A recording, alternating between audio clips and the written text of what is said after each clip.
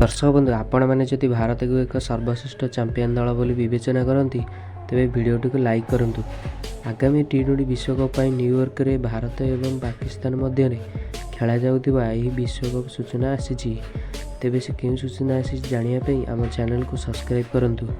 दोस्तों आसंता वर्ष ICC T20 विश्वकप आयोजित होता बेले यह मध्य भारत एवं पाकिस्तान मध्य मुहांमुही हेबे बोली जना जाइछि। मैच अमेरिका रे अनुष्ठित हेबो बोली एक रिपोर्ट रे दर्शा जाइछि।